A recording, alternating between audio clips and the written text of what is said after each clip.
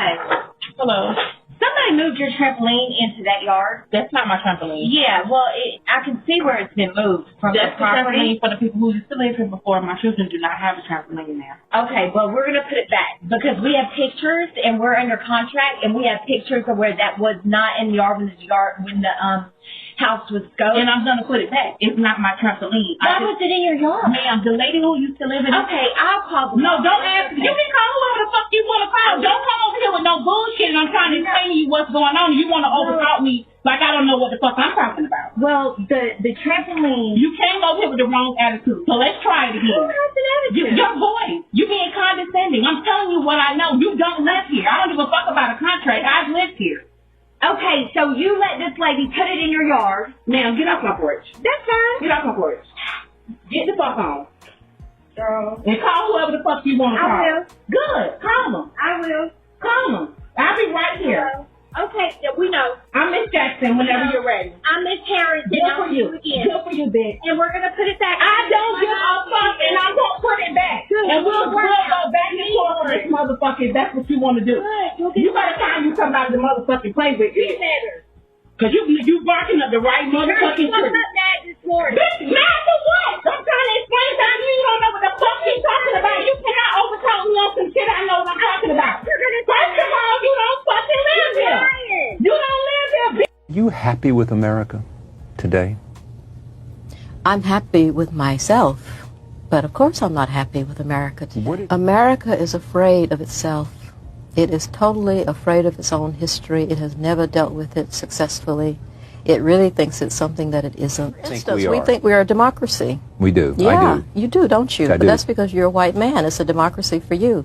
It is not a democracy for black people. This is not a democracy that when you come up against a system that has crushed you for generations, the system that then puts you in prison, this is not a democracy. The lie of the country is that, you know, somehow this is a democracy after you have killed off the people who were here originally, you know, I mean, and enslaved the rest of us.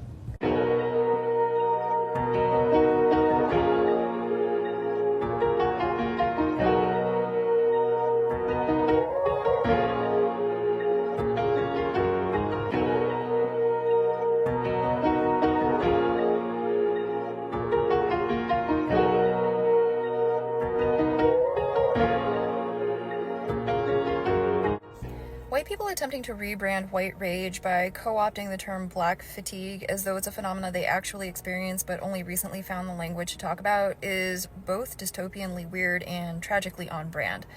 The copying, the whitewashing, the centering themselves by playing victim.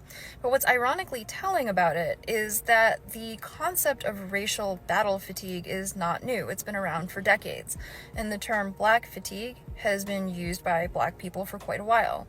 Mary Frances Winters wrote a book that came out in 2020 titled Black Fatigue, and it describes the mental, emotional, and physical exhaustion that black people experience because of systemic racism.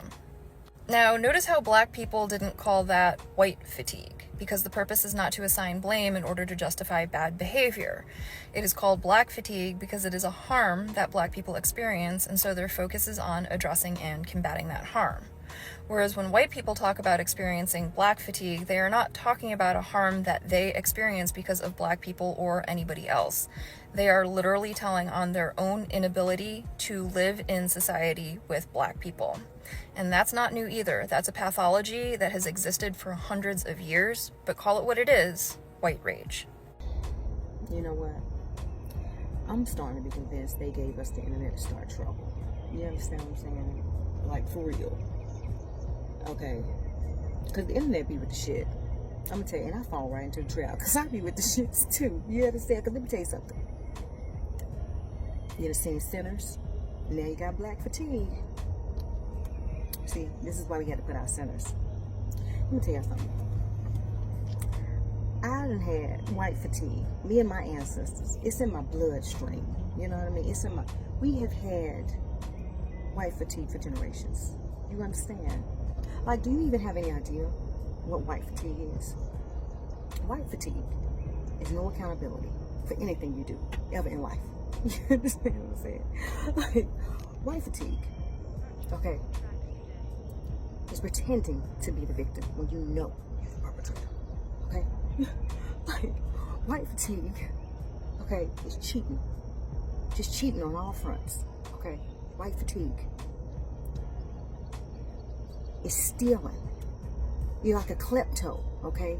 Anything you see, you want it, you take it. You understand what I'm saying? Like, white fatigue is rigging the system, okay, against everybody else. You understand what I'm saying? Like, white fatigue, okay, it's walking in the neighborhood and feeling like you don't belong. Because somebody told your ass to get out of the neighborhood, you don't belong. You understand what I'm saying? Like, y'all better stop the cap. You understand? Like, everybody in the world really has white fatigue. Okay? Even white people. You understand? Like, imagine trying to pass off your racism as frustration, and in doing so, colonizing the term black fatigue. Black fatigue is a term that refers to the physical and psychological exhaustion experienced by many black people due to repeated exposure to racism, discrimination, and systemic injustice over time. Right now, the entire world is suffering from white exhaustion. White people are only 7% of the world's population. And yet somehow you have always been, are now, and will always be the absolute most vile, violent creatures on the planet. The way you people consume welfare needs to be studied. I, for one, am tired of working overtime to pay my taxes so that you can sit your ass on welfare in your trailers, in your trailer parks, smoking meth.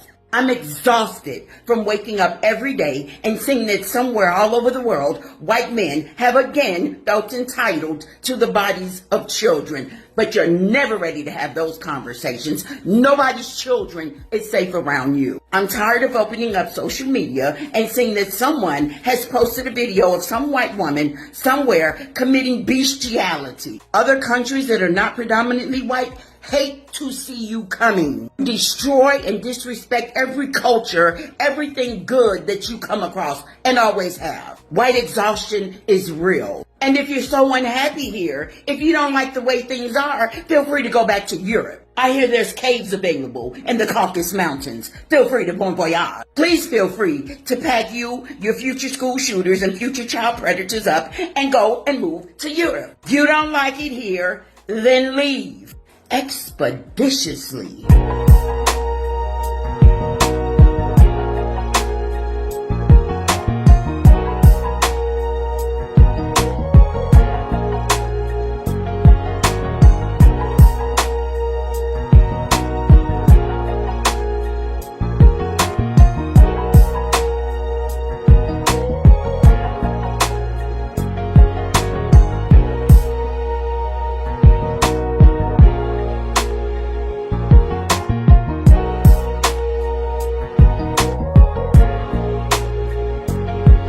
Do you know what today is? It's White History Wednesday. Hey! And for those of you who are new here, it's your girl Maya Lamise, and I made White History Wednesday specifically for the people who said, why do black people need a whole month to tell their history? And for that, I give you 52 days. Every Wednesday for an entire year, we will be telling white history. You ready to hear it? Here it goes. Okay, so the first thing we're going to touch on, because last week we went on a lot of places, we talked about a lot of places with riots.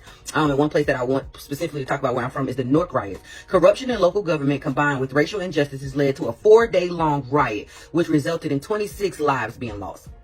26 of them. Okay, the Levi's logo. That's something I really wanted to get into, because as I'm debunking all this stuff and realizing what a lot of these companies' logos stand for is wow. Did y'all know that the Levi's logo, the original logo that had the horse pointed in two separate directions, that came from slavery? That came from slavery. So it had two horses facing the opposite direction, shows the method they used to take the lives of enslaved people. They would tie the person up and whip the horses to make them run in opposite directions, tearing the person apart. White History Wednesday, In 1946, Albert Einstein taught a class at Lincoln University, which was an HBCU in Pennsylvania, where he spoke against racial segregation. He stated that separation of the races is not a disease of the colored people. It is a disease of the Caucasian people. I do not intend to be quiet about it. And that came from Albert Einstein, okay? At least we had some people in our corner that was at least trying to speak out for us. Because we all know it ain't right. We may act like we think it's okay, but it's not.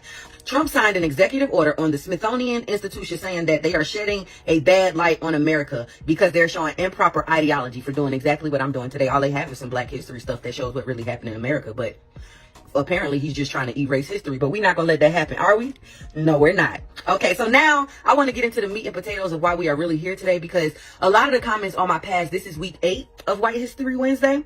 A lot of the comments always want to go on statistics and how Black people commit the most crimes. So let's debunk those statistics. Y'all ready? Let's go on a field trip.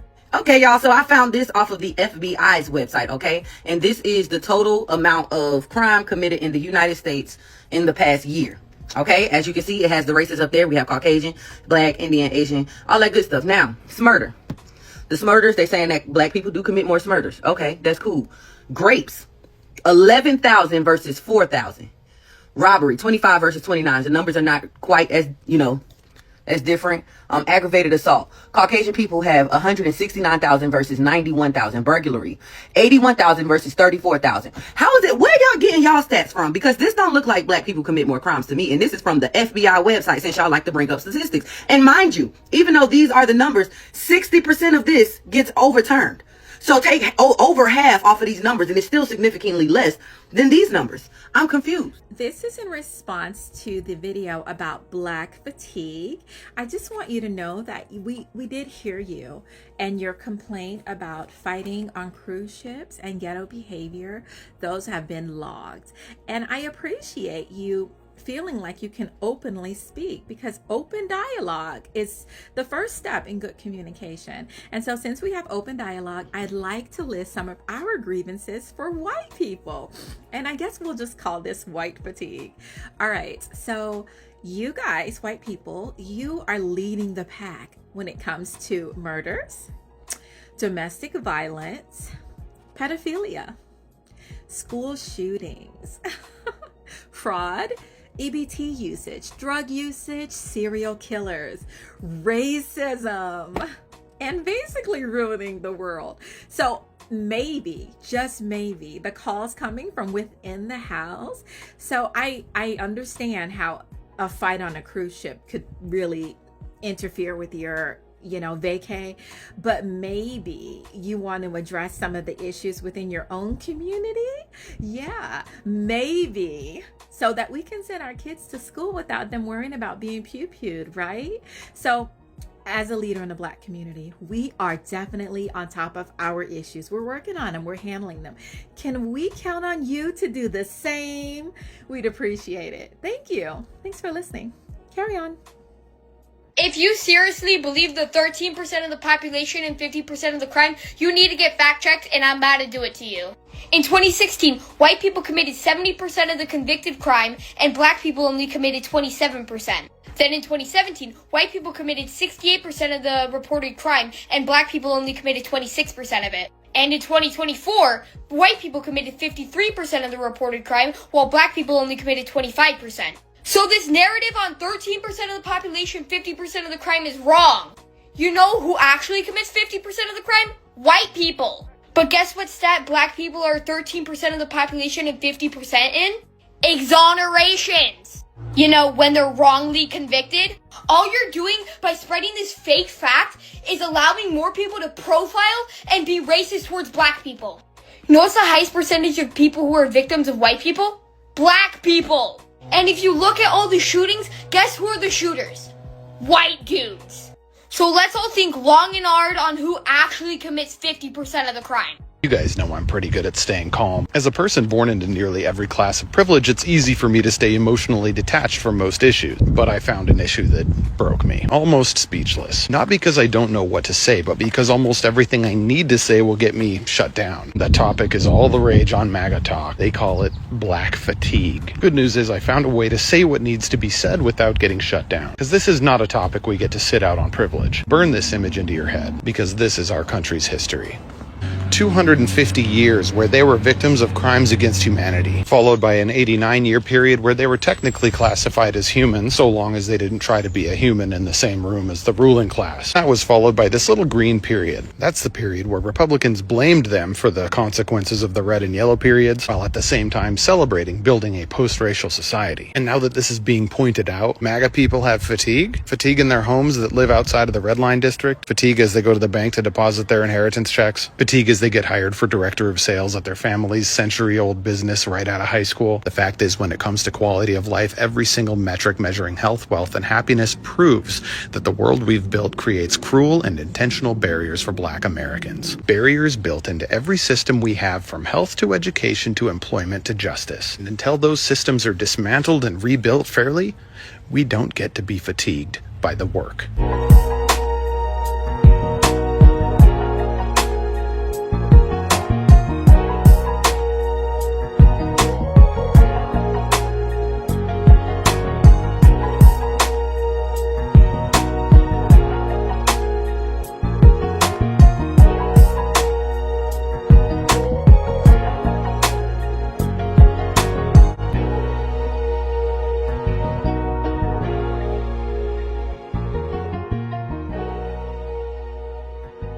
You ever notice how America's always in somebody's business? We can't go 5 minutes without sticking our nose in another country's affairs, dropping bombs, funding coups, or sending troops, all while people right here at home are struggling to survive. And the craziest part? We keep falling for the same excuse every single time. Let's be real, America doesn't fight for freedom. It fights for money. War is a business. And the US government? Well, they're the world's biggest arms dealer. Think about it. How do we always have trillions for war, but not enough for healthcare, housing, or education? How come when we ask for student loan relief, they tell us to work harder, but when war breaks out, they suddenly find billions overnight? It's because war isn't a last resort. It's a paycheck for the defense industry, the private security firms, and the politicians who get fat campaign checks from weapons manufacturers. They don't care who dies, as long as the money keeps rolling in. You ever know how the US only spreads democracy in countries with oil, lithium, or strategic military importance? But when it comes to actual oppressive regimes, we look the other way. Let's not forget, the US has funded, trained, and armed some of the worst dictators in history. Saddam Hussein, we backed him in the 80s. The Taliban, they were literally trained by the CIA. America's government creates the enemies, and then it later pretends to fight them. Every time a conflict spirals out of control, America acts shocked, like it wasn't in the background pulling the strings the entire time. Remember Libya? We bombed that country to hell, helped overthrow Gaddafi, then dipped. And now they have open-air slave markets. But do you see the US stepping in to fix it? Nope. Or how about Afghanistan? 20 years, trillions spent, thousands dead. Just for the US to pull out and let the Taliban take back control in weeks. 20 years. For what? For the defense contractors to get rich off of blood money, while soldiers come home with PTSD and broken promises. That's what war means to America. Profits over people.